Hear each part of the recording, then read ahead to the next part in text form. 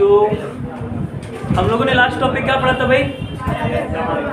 हाँ, संधारित्र की धारिता, परावैद्युत ध्रुवण पढ़े थे। इसको लिख चुके थे कि नहीं? लिख चुके थे? ठीक, चलो।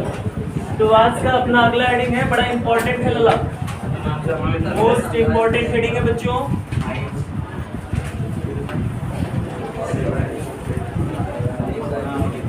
समांतर प्लेट संधारित्र की धारिता। बड़ा महत्वपूर्ण डेरिवेशन है ये, समांतर प्लेट संधारित्र की धारिता, है ना। और इसमें फिगर बनाना है भाई। तुम लोग जब पढ़ाना शुरू करते हैं तो मैं बोलना तुम बंद नहीं करते।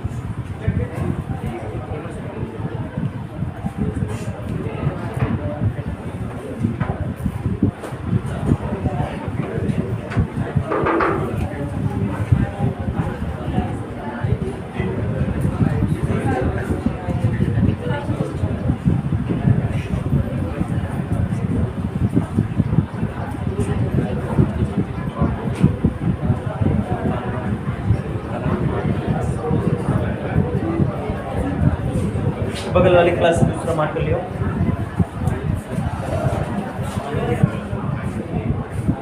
यह है तुम लोग के पास किसी है? चुरा ले जाते हो कि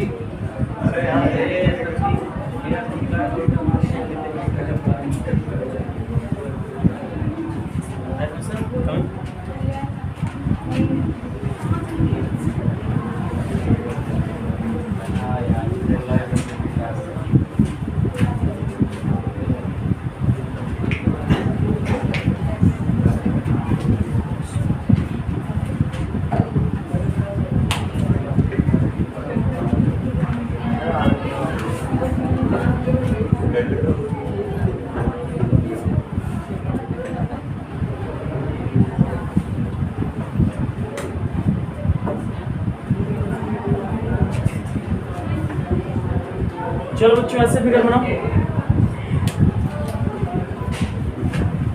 थोड़ा जल्दी बनाइएगा।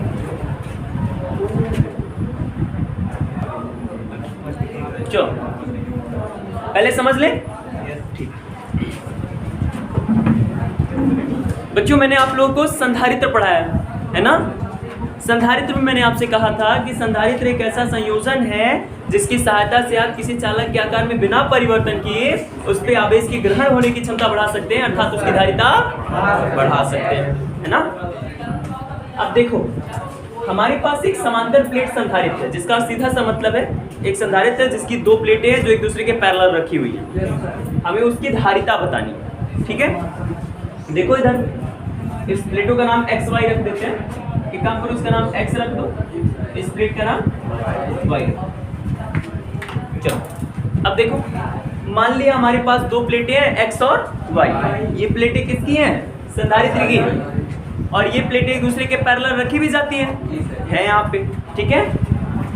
अब देखो लगा, ये दोनों प्लेटें एक दूसरे से कितनी दूरी पर हैं? स्मॉल डी दूरी पर, और एक दूसरे के पैरेलल है। कैसी हैं? एक दूसरे के पैरेलल है, मतलब समांतर है, ठीक है।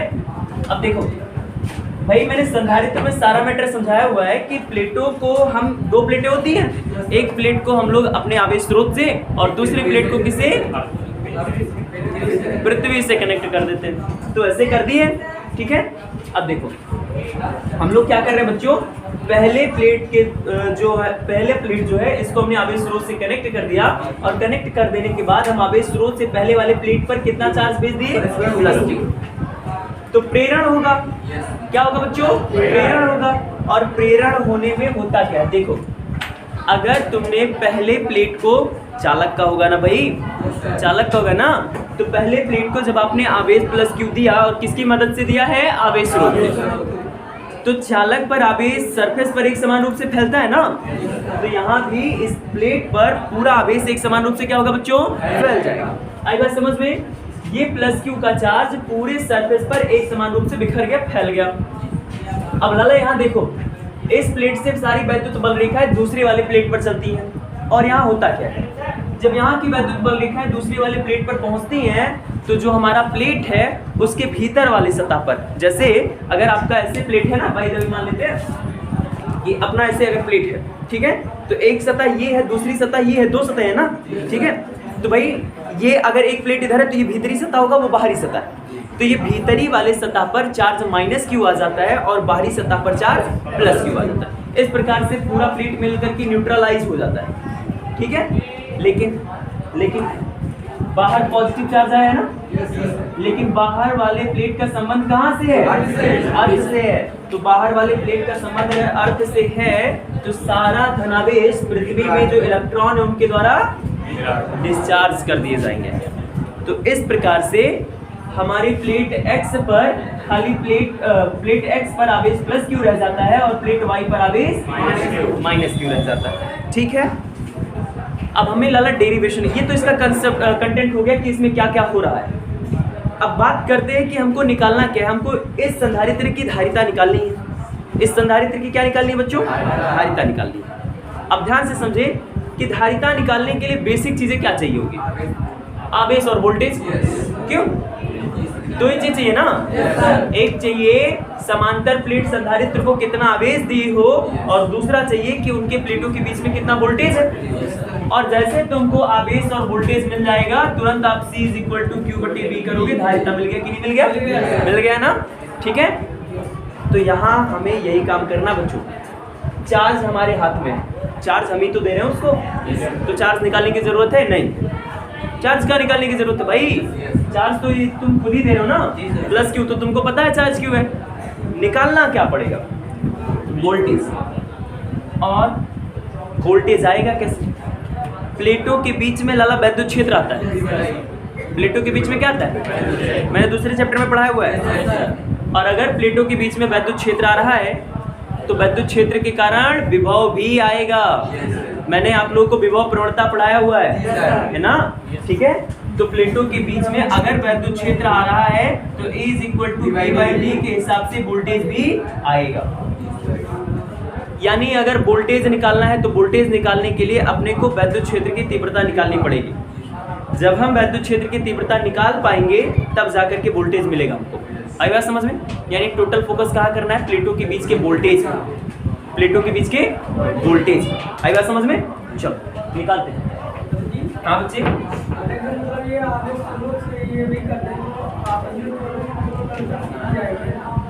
मतलब आपके कहने का मतलब है इसमें पृथ्वी का चार्ज ना दे करके हम उसको किसी आवेश स्रोत से कनेक्ट कर देते हैं।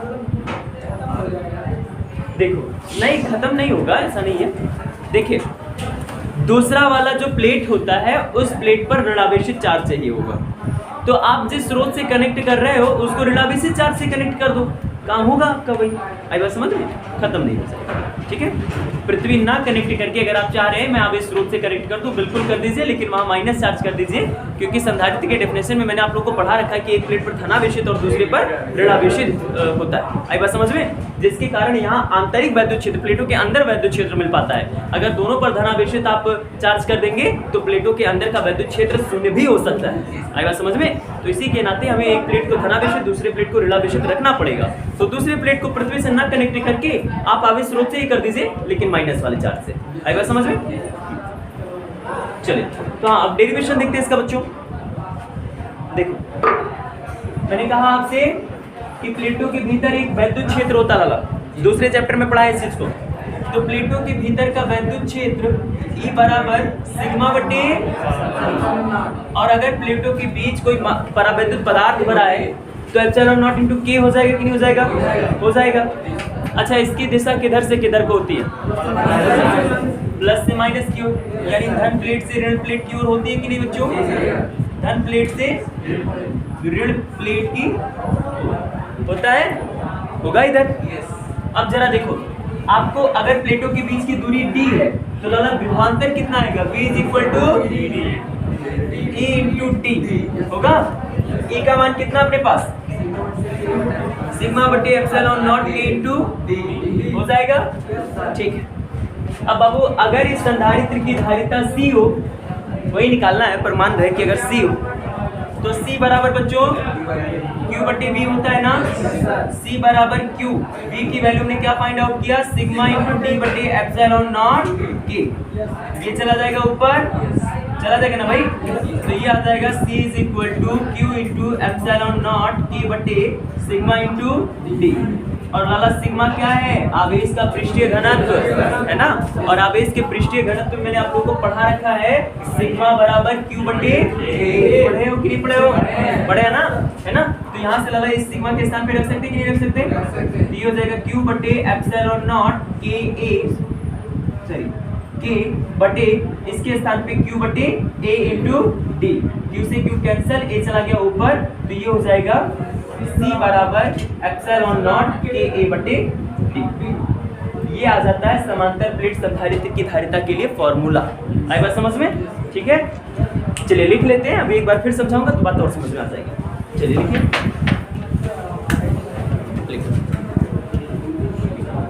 बोलू। माना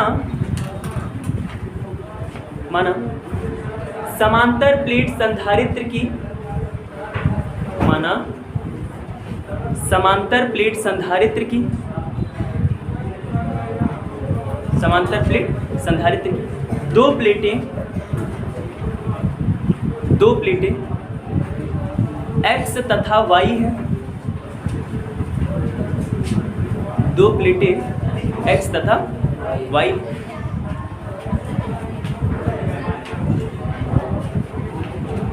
जिनमें प्रत्येक प्लेट का क्षेत्रफल, जिनमें प्रत्येक प्लेट का क्षेत्रफल,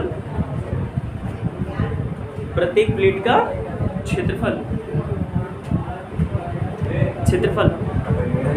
कैपिटल A है, ए बताओ नहीं, कैपिटल A है, तथा दोनों प्लेटों के बीच की दूरी, तथा दोनों प्लेटों के बीच की दूरी स्मॉल d, स्मॉल d हो गया। और आगे बढ़े, माना पहले प्लेट को, माना पहले प्लेट को आवेश स्रोत से, पहले प्लेट को आवेश स्रोत से आवेश प्लस Q दिया जाता है, आवेश प्लस Q दिया जाता है, आवेश प्लस Q दिया जाता है। तो दूसरी प्लेट के भीतरी सतह पर, तो दूसरी प्लेट की भीतरी सतह पर, भीतरी सतह पर आवेश माइनस Q, आवेश माइनस Q तथा बाहरी सतह पर, तथा बाहरी सतह पर, बाहरी सतह पर आवेश प्लस Q उत्पन्न हो जाता है, आवेश प्लस Q उत्पन्न हो जाता है। अच्छा एक बात बताओ, यहाँ होल्ड करके रुको जरा, अगर हम दूसरे प्लेट का संबंध पृथ्वी से ना करें तो बताओ क्या दूसरे वाले प्लेट पर कोई चार्ज आया? Net zero. पृथ्वी से कनेक्ट करने पर कौन सा चार्ज आ रहा है उस पर? ऋणावेश। इसका मुख्य रीजन समझ पा रहे हो, मुख्य निष्कर्ष समझ पा रहे हो कि दूसरे प्लेट पर जो चार्ज आ रहा है उसका मुख्य रीजन पृथ्वी है, पृथ्वी से कनेक्शन। आई बात समझ में? अदरवाइज पृथ्वी से कनेक्शन ना करो तो टोटल उस प्लेट का जो चार्ज है वो न्यूट्रलाइज जीरो, इधर प्लस क्यू उधर माइनस क्यू, नेट कितना आया? जीरो आया। आई बात समझ में? पृथ्वी से कनेक्ट करने पर ही दूसरे प्लेट पर चार्ज का अस्तित्व आता है। ठीक है, आगे लिखो, क्या लिखे?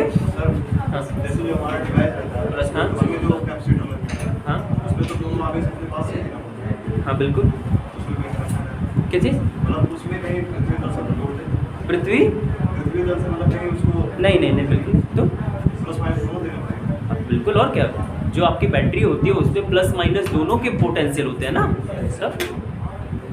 लिखो, क्या लिखे बच्चों?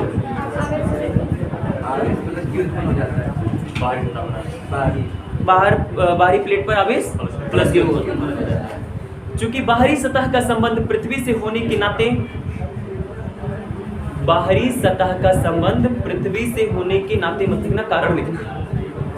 बाहरी सतह का संबंध पृथ्वी से होने के कारण, बाहरी सतह का संबंध पृथ्वी से होने के कारण, होने के कारण बाहरी सतह का धनावेश, कारण बाहरी सतह का धनावेश, धनावेश धनावेश निरस्त हो जाता है, निरस्त हो जाता है। इस प्रकार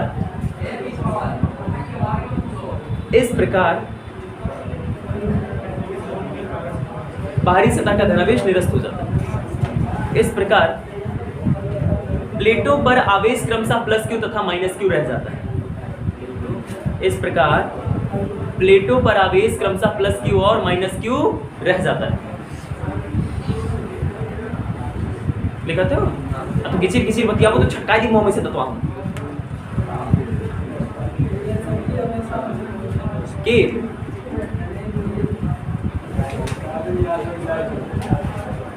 रोहित भाई बताओ क्या पूछ रहे हो? गुटखा भाई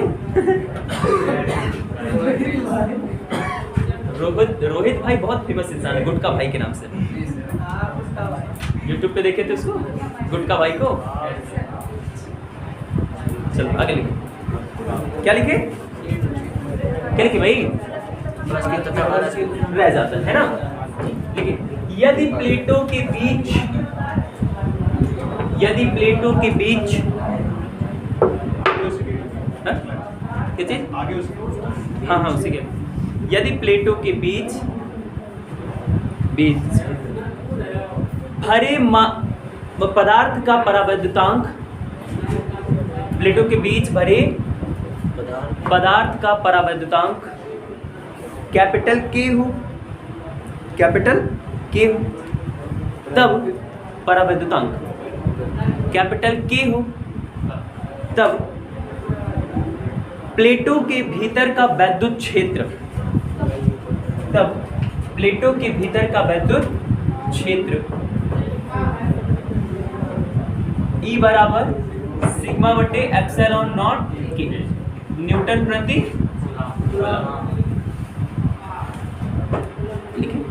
न्यूटन प्रति कूलम। हो गया? हो गया भाई? नीचे लाइन चेंज करते हैं। चूंकि प्लेटों के बीच की दूरी स्मॉल डी है, चूंकि प्लेटों के बीच की दूरी स्मॉल डी है, प्लेटों के बीच की दूरी स्मॉल डी है, स्मॉल डी है, अतः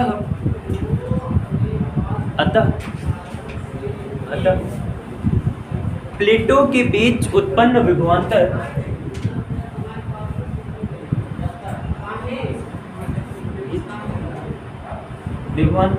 V बराबर लला E/D। अब देखो जो लोग दूसरा चैप्टर नहीं पढ़े हुए हैं उनको पक्का इस बात का तनाव होना ही होना है कि E बराबर सिग्मा बटे एप्सिलॉन नॉट की कैसे वैद्युत क्षेत्र की तीव्रता आई।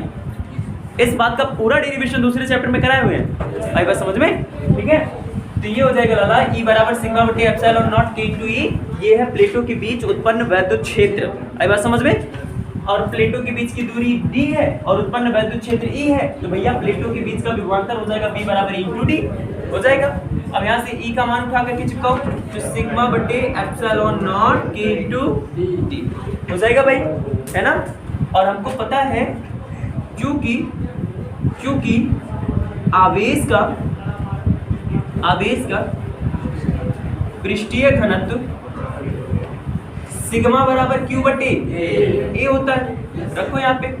अतः V बराबर यहाँ हो जाएगा बब्बा Q बटे epsilon not A into D। आई बात समझ में? ठीक है, लिखो। अच्छा परेशान मत होना कि सर जी कोचिंगिया में तो एक लास्टों में लिखा है, क्या फर्क पड़ता है भाई? यहाँ भी लिख दोगे तो भी कोई दिक्कत नहीं है, ठीक है। सिग्मा का मान जहाँ भी आ रहा है वहाँ कहीं चिपकाओ, कोई दिक्कत नहीं है, समीकरण वही मिलेगा। यहाँ लिखो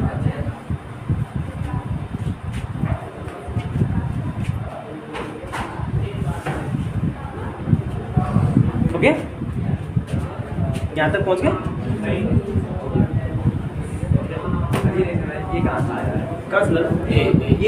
ये जो पृष्ठीय घनत्व होता है ना, इसका डेफिनेशन आप लोगों को पढ़ाया जाता है कि एकांक क्षेत्रफल में उपस्थित आवेश की मात्रा को पृष्ठीय घनत्व कहते हैं, ठीक है।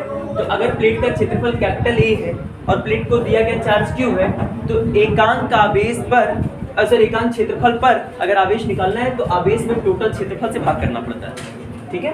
तो ये सिग्मा बराबर क्यू बटे ए फॉर्मूला है, ठीक है, आवेश की पृष्ठीय घनत्व। यहाँ हो गया होगा, ये हो गया, ठीक। नीचे लाइन चेंज करके देखिए, देखिए आगे देखिए, यदि संधारित्र की धारिता कैपिटल सी, तब संधारित्र की धारिता C is equal to Q बटे वी, या इधर बाबू V की वैल्यू रखो, कितनी है क्यू बटे, यहाँ देखो क्यू बटे एप्सिलॉन नॉट के ए इंटू डी, क्यू से क्यू, ये एप्सिलॉन नॉट के ऊपर जाएगा तो C बराबर एप्सिलॉन नॉट के ए बटे डी, ये आगे बबुआ फैराड, ठीक है। ये आ गया तुम्हारी धारिता। अभी रुको जरा, लोग सबर के नाम के जानते ही नहीं कि सबर भी होता है कुछ, आगे देखो इसको। ये लाला इस फॉर्मूले का प्रयोग हमें तब करना है जब प्लेटों के बीच पूरा ठसाठस, जब को उन जगह ही ना खाली रहे, तब बड़ा वैद्युत पदार्थ भर दिया जाए, तब धारिता निकालने के लिए फॉर्मूला ये है। समांतर प्लेट संधारित्र की धारिता के लिए तब फॉर्मूला प्रयोग में लाओगे जब संधारित्र की प्लेटों के बीच में पूरे का पूरा परावैद्युत पदार्थ भर दिया जाए, है ना,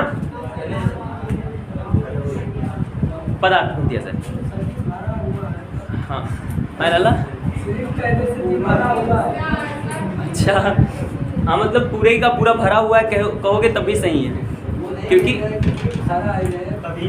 नहीं ना तो इसके बाद वाला डेरिवेशन दिक्कत करेगा ना, उसमें आंशिक रूप से भी तो भरा होता है। अब भरा हुआ का दो मतलब है भैया, भरा हुआ मतलब तरीकों पर भरा हो सकता है, पूरा भरा हो सकता है ना, तो फिर दिक्कत है ना। तो लाला अगर पूरा ठसाठस परावैद्युत पदार्थ भरा है तब धारिता निकालने के लिए इस फॉर्मूले का प्रयोग। अगर अगर अगर प्लेटों के भीतर निर्वात या वायु तब के बराबर, और अगर यहाँ के बराबर 1 रखोगे तब धारिता एप्सिलॉन नॉट ए बटे डी। लाला निर्वात या वायु की धारिता को सी नॉट से लिख दूं, तो सी नॉट बराबर एप्सिलॉन नॉट ए बटे डी फैराड। फैराड, ये फैराड होता, फैराड नहीं होता है। हाँ वो फैराड का नियम होता है जो अब गटर में इलेक्ट्रो केमिस्ट्री में पढ़ा दिया आप लोग को।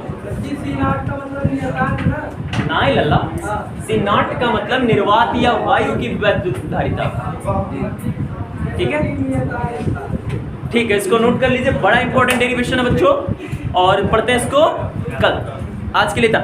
और यार बड़े नालायक हो तुम लोग, नहीं हाँ वीडियो लाइक सब्सक्राइब तो करते हो, एवरेज 2 से 2.5 मिनट क्यों देखते हो यार, पूरा देखो भाई।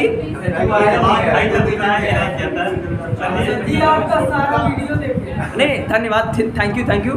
दिक्कत, हाँ दिक्कत इस बात की, एवरेज लोग जितने भी देखे वो खाली 2 से 3 मिनट के बीच में देखे।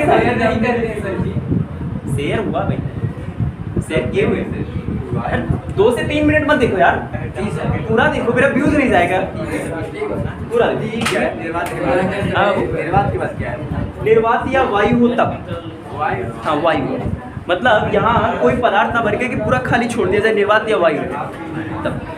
चलो पढ़ते बाकी। अच्छा डेरिवेशन जिसको नोट करना होगा, हाँ अब नोट कर लेगा, वीडियो वालों को वो कैसे नोट करेंगे, उनको ठीक दिखेगा ही नहीं।